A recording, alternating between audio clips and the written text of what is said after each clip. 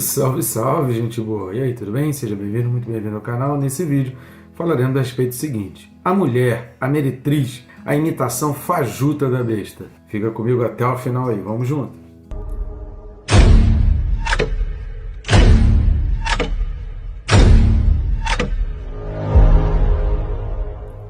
Mas antes, não deixe de se inscrever no canal, né? Clica aí no botão, é bem rápido, é fácil.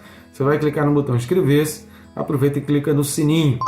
Clicando no sininho e marcando a opção toda, você é notificado a cada vídeo novo que é colocado no canal. Tem muitos reels, meditações, pensamentos, tudo para crescimento e para abençoar a tua vida. Estamos aqui com o objetivo de estar fortalecendo a tua fé e abençoando a tua vida.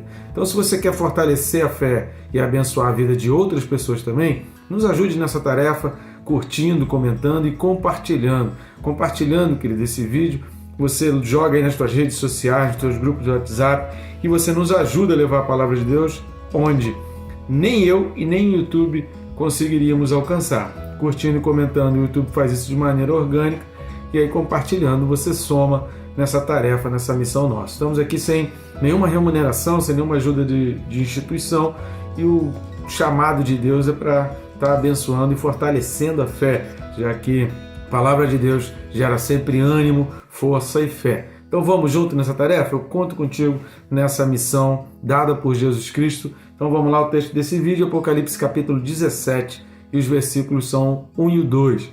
Apocalipse 17, 1 e 2 diz assim: Veio um dos 7 anjos que tem as 7 taças e falou comigo dizendo: Vem, mostrar-te-ei o julgamento da grande meretriz, que se acha sentada sobre muitas águas, com quem se prostituíram os reis da terra, e com o vinho de sua devassidão foi que se embebedaram os que habitam na terra.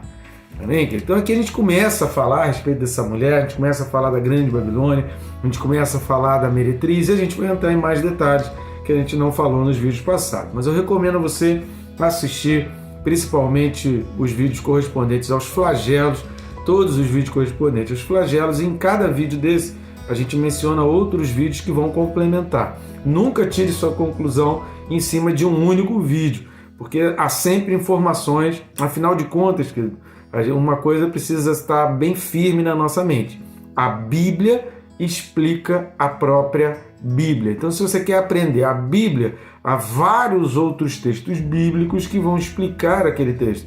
Então, embora a gente tenha colocado aqui no canal a Bíblia explicada versículo a versículo, nunca tome um único versículo como uma conclusão completa a respeito de um determinado assunto. Por isso a gente faz esses links, tá? Por isso a gente linka sempre, assista o outro vídeo, assista aquele vídeo, que é para ir complementando as tuas informações e ampliar a tua visão, o teu entendimento. A gente não quer que você simplesmente assuma algo como verdade, mas que você vá compreendendo o que diz as Escrituras. E eu tenho certeza que Deus vai falar muito forte ao teu coração e grandes coisas vão acontecer, grandes mudanças, isso vai impactar a tua vida e você vai impactar a tua geração. Esse é o nosso objetivo, impactar a geração através desse passar adiante, né? Se a gente passar adiante a palavra de Deus, a gente vai conseguindo alcançar mais pessoas, impactando uma geração. Bem, esse texto, que é um texto introdutório, que vai falar a respeito da grande meretriz, da grande Babilônia, é um texto onde se encerra os 7 flagelos já se encerraram, conforme a gente viu aí no capítulo 15, versículo 1, são os últimos. Então nós tivemos os selos, tivemos as trombetas, tivemos os sinais, as vozes, a vindima, a ceifa, e tivemos os flagelos. Apocalipse 15, 1 já foi anunciado que seria a última, a final daquilo que Deus iria decretar sobre a terra. A respeito desse veio um dos 7 anjos, está exatamente lá no capítulo 15, versículo 1. Leia a palavra e assista o vídeo correspondente ao capítulo 15, versículo 1, onde está sendo dito lá a respeito dos 7 anjos e das 7 taças. Então aqui, querido, eu queria que você prestasse muita atenção. São 3 lições preciosíssimas que não podem ser olhadas de maneira isolada. Então eu te convido a ficar aí até o final para você observar muito bem essas 3 lições, porque essa grande meretriz, ela tem tudo a ver com os nossos dias de hoje.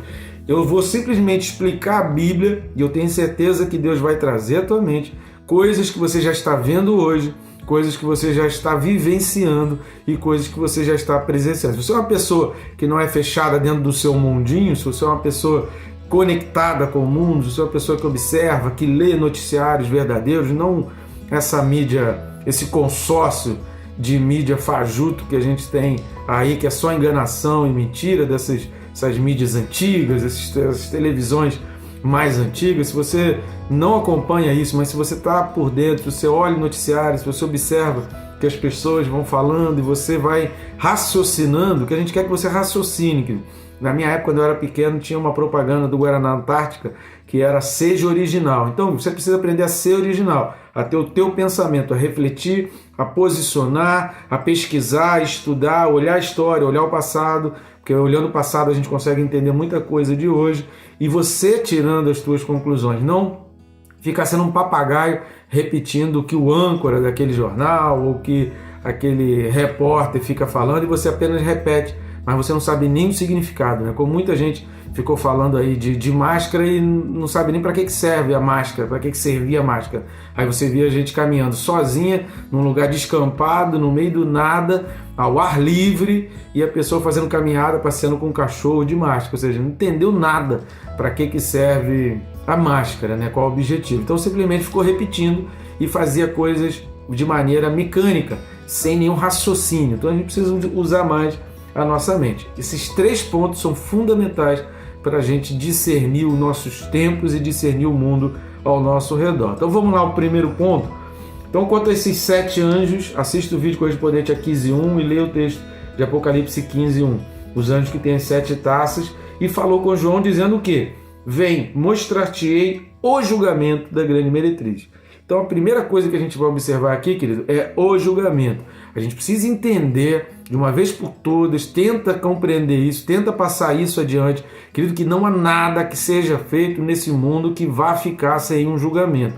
Por mais que a gente queira viver dissolutamente, por mais que a gente queira viver de qualquer jeito, por mais que a gente queira viver com as nossas próprias leis, um dia toda a humanidade será julgada conforme as leis da humanidade. Um dia toda a humanidade vai ser julgada conforme as leis da física, as leis da química. Não adianta você querer dizer eu não concordo com a lei da gravidade.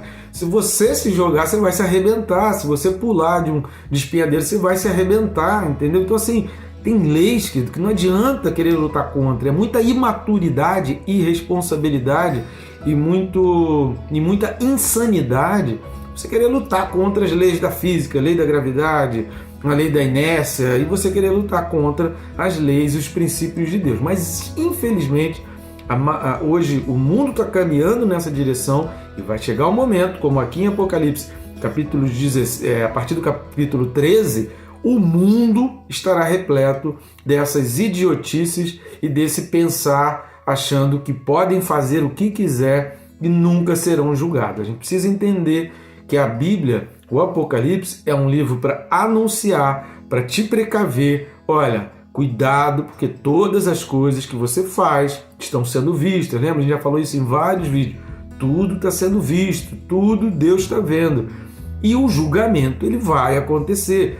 Todas as nações serão julgadas, todos os povos serão julgados. É por isso também, a gente já falou isso também em outros versículos, principalmente a partir do capítulo 13, é por isso que, olhando para esse texto aqui do capítulo 17, nós não acreditamos que a igreja esteja mais aqui. A igreja já saiu do contexto aqui do Apocalipse lá no capítulo 7. O capítulo 12 é um pano de fundo histórico para a gente entender de Gênesis a Apocalipse. Então o capítulo 12 ele vai falando o contexto espiritual do que aconteceu de Gênesis a Apocalipse. A visão daquela mulher era a visão da mulher, da igreja, as 2 asas. A gente já explicou também sobre isso, assista os vídeos correspondentes ao capítulo 12 de Apocalipse, e que difere muito dessa mulher. Se você for olhar lá para o capítulo 12, o final do capítulo 12, o último versículo, versículo 17, vai dizer, olha, irou-se o dragão contra a mulher e foi pelejar com os restantes da sua descendência, os que guardam os mandamentos de Deus e têm o testemunho de Jesus. Ponto e vírgula.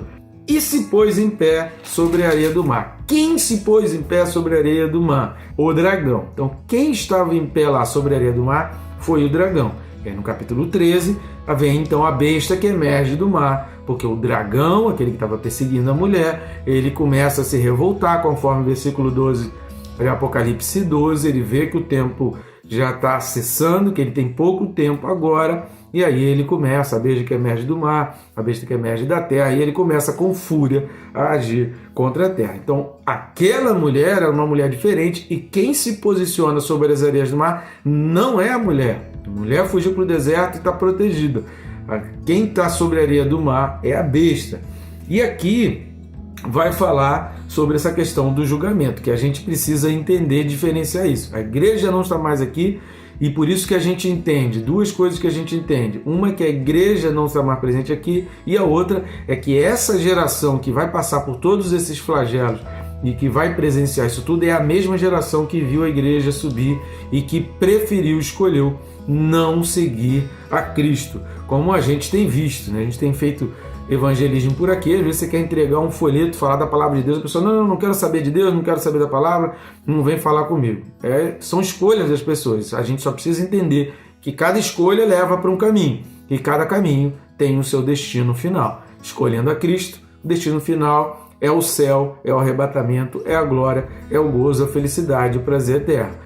Negando a Cristo, está escolhendo a besta, está escolhendo o príncipe desse mundo, e o caminho, o destino final é o inferno, são dores, são flagelos, são todos os sofrimentos. Então é muito provável que, de acordo com todas essas conjunturas da Bíblia, que seja a mesma geração que presenciou, exatamente para que se cumpra e tenha esse entendimento.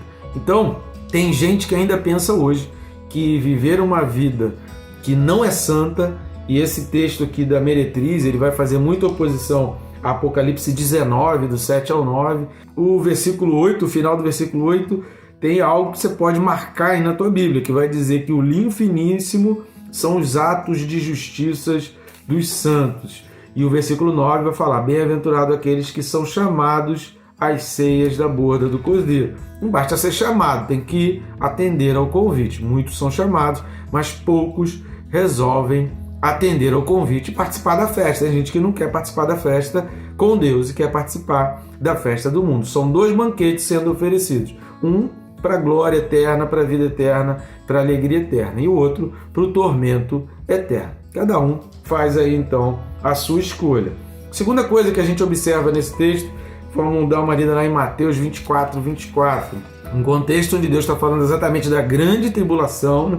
Então, a partir do versículo 15 de Mateus 24, Jesus está falando da grande tribulação, e o versículo 24 vai falar assim, olha, porque surgirão falsos cristos e falsos profetas, operando grandes sinais e prodígios para enganar, se possível, os próprios eleitos ou os próprios escolhidos. Querido, o livro do Apocalipse não é um livro para terror, não é um livro para botar medo. Só fica com medo quem não aceita, quem não crê, quem não acredita em Jesus, quem não acredita em Deus. Aquele que acredita em Deus, o livro do Apocalipse é um livro de festa, é um livro de esperança, é um livro de alegria, é um livro de certeza, é um livro para ficar feliz com todas as coisas e com as promessas de Deus. É um livro de promessa e de felicidade. Para aquele que crê, o livro do Apocalipse é um livro de promessa de felicidade. Agora, quando está falando ali que serão enganados até mesmo os escolhidos, é porque esses alertas, muita gente que está dentro da igreja, a gente vai falar isso no terceiro ponto, está se deixando embriagar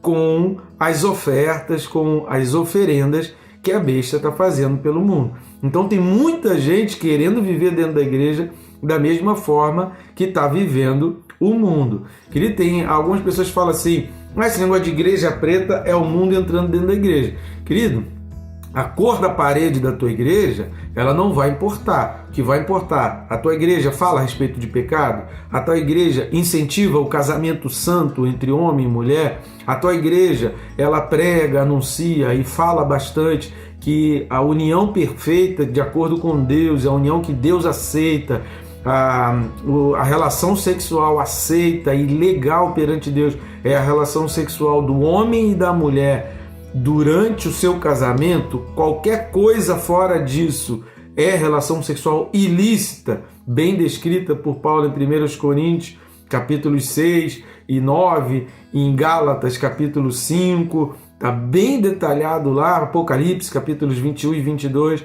Será que a tua igreja prega isso? A tua igreja prega uma vida santa? A tua igreja prega que você precisa ler a palavra e fazer a tua meditação diariamente, para você não deixar um dia passar sem a oração e sem meditação na palavra? A tua igreja incentiva isso? Se a tua igreja incentiva isso, que pouco importa a cor da parede da tua igreja. Essa é uma igreja que trabalha com princípios bíblicos. Agora, eu conheço muita igreja que é bem colorida, é muito linda, com vitrais pintados por artistas renomados, mas que não falam de jeito nenhum na questão do casamento aceito por Deus e no casamento legal perante Deus. Agora, eu não quero esse casamento perante Deus. Você é livre para escolher, escolhe o outro casamento. Saiba, porém, que de todas essas coisas Deus te pedirá conta. Tendo essa consciência, eu assumo o risco. Vai! É isso que a gente tem que falar, querido. A Bíblia foi feita para ser instruída, para ser ensinada para aqueles que creem. O primeiro passo é reconhecer-se como pecador. O segundo passo é aceitar que Jesus é a tua salvação, que te livrou do pecado. E o terceiro passo é conhecer, crescer e aprofundar e mergulhar. Foi o tabernáculo. Se a gente não entende o espaço do tabernáculo, a gente não consegue entender o que é a vida cristã.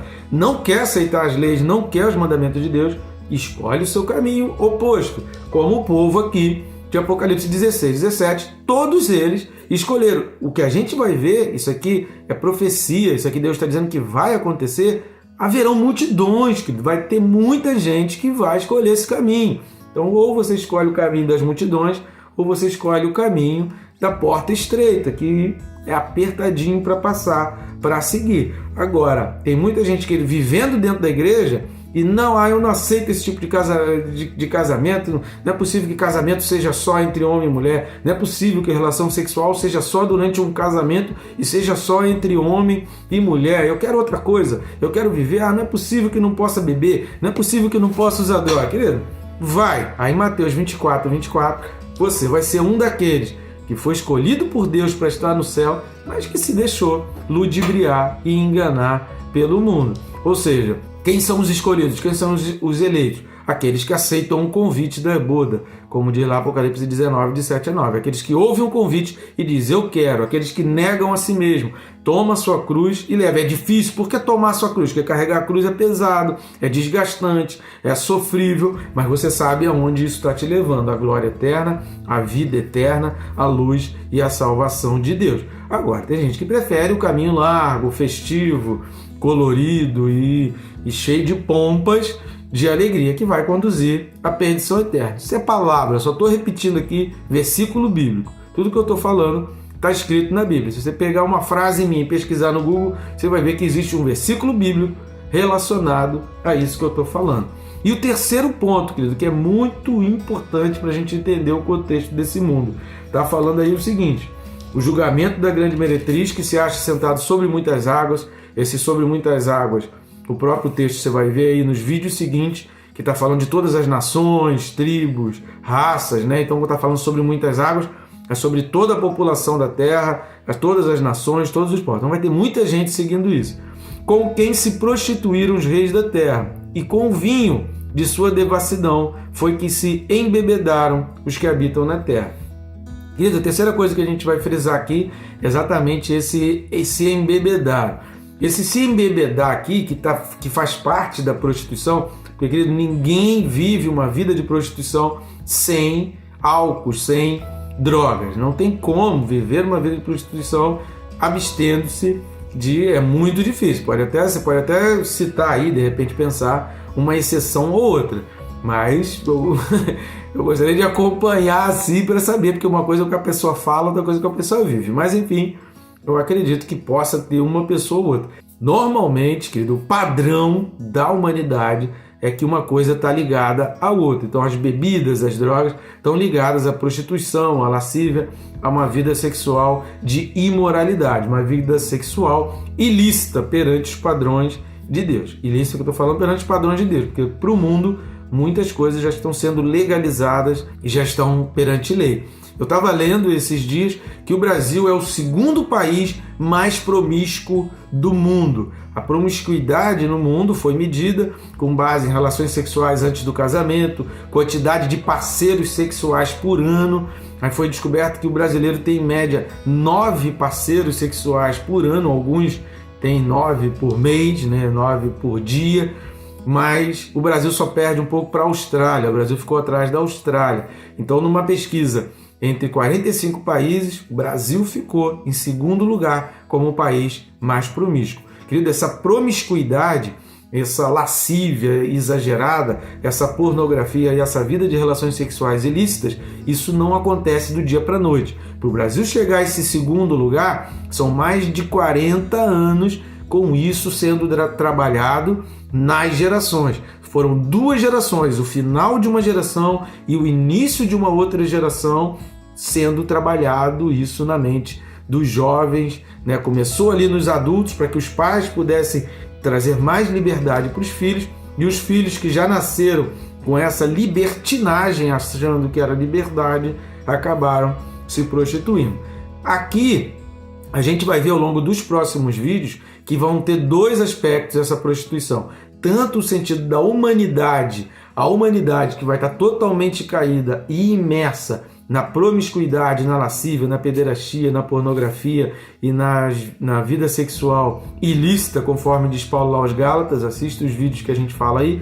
Então tem tanto esse aspecto físico, e material, quanto tem o aspecto espiritual, ou seja, tudo que a gente está vivendo nessa promiscuidade tem um aspecto espiritual. Os cristãos naquela época eles eram chamados de ateístas, porque não queriam viver essa vida promíscua por causa de negócios, por causa de vida social, porque era imposto que fosse adorado ao imperador romano e ao mesmo tempo também só se conseguia fazer negócios, só conseguia comercializar produtos quem participasse dos eventos sociais. E todo evento social era pagão, regado a muita bebida, a muita droga, muitas orgias e muita promiscuidade. Só que mesmo naquele tempo, como a gente viu aí nas cartas ao Apocalipse, nas 7 cartas, se você não assistiu, assista os vídeos correspondentes às 7 cartas, em várias cartas daquela, Deus já estava corrigindo e anunciando ali os caminhos de Jezabel, os caminhos de Balaão, que muitas igrejas já estavam, e muita gente, mesmo dentro das igrejas, estavam envolvidos com essas coisas. Tem muita gente que adora um culto, adora receber uma palavra de domingo, mas na sexta e no sábado, cai na gandaia, na farra, na bagunça e na promiscuidade. E aí no domingo vai lá, pede perdão, participa da ceia, entrega o seu dízimo e acha que tá pago, igual o pessoal bota em academia. Tá pago, agora eu tô liberto. Tudo que está acontecendo aqui é uma oposição. Leia Apocalipse 19, do 7 ao 9. Vá ler. E eu queria, para encerrar, que a gente lesse lá em Oséias, capítulo 2, porque o que está falando aqui é exatamente isso. Há nessa Babilônia, na grande Babilônia, tanto esse aspecto físico, que o mundo vai estar vivendo essa promiscuidade, quanto o aspecto espiritual. Eu não vou ler todo o texto, mas eu queria que você lesse aí Oséias 2, do 1 ao 13, você lê todos os textos. No versículo 11 vai dizer: farei cessar todo o seu gozo, as suas festas de lua nova, os seus sábados e todas as suas solenidades. Devastarei a sua vide e a sua figueira, de que ela diz: essa é a paga que me deram os meus amantes. Eu, pois, farei delas um bosque, e as bestas feras do campo as devorarão. Castigá-la-ei pelos dias dos Baalins, nos quais lhes queimou incenso e se adornou com as suas arrecadas e com as suas joias, e andou atrás de seus amantes, mas de mim se esqueceu, diz o Senhor. Então Deus fez Oséias casar com uma prostituta para escrever do fundo do coração o sentimento que era ser traído e ser esquecido, para se utilizar, e aí Deus se utilizou do sentimento de Oséias de ser traído para poder mostrar ao povo e que o povo pudesse perceber o quanto eles estavam traindo. Então o que estava acontecendo lá em Oséias já está começando a acontecer no nosso tempo de hoje. E o meu desejo, a minha oração é que você não seja desses que cederam às tentações, que cedeu à prostituição de Jezabel e à prostituição desse mundo. Faça escolhas corretas. O livro do Apocalipse é uma orientação para você fazer escolhas corretas. Escolha uma vida santa. Escolha viver uma vida santa, porque só vai usufruir daquilo que está dizendo lá em Apocalipse 19 quem participou do arrebatamento, ou pelo menos viveu até o arrebatamento aqui de Apocalipse 7. Porque aqueles que estão vivendo desde Apocalipse 13, querido, se esqueceram completamente das leis de Deus e querem viver dissolutamente, mesmo, conforme Mateus 24, estando dentro da igreja. Tá bom, gente boa? Até o próximo vídeo aí, que Deus te abençoe hoje e sempre, rica e abundantemente.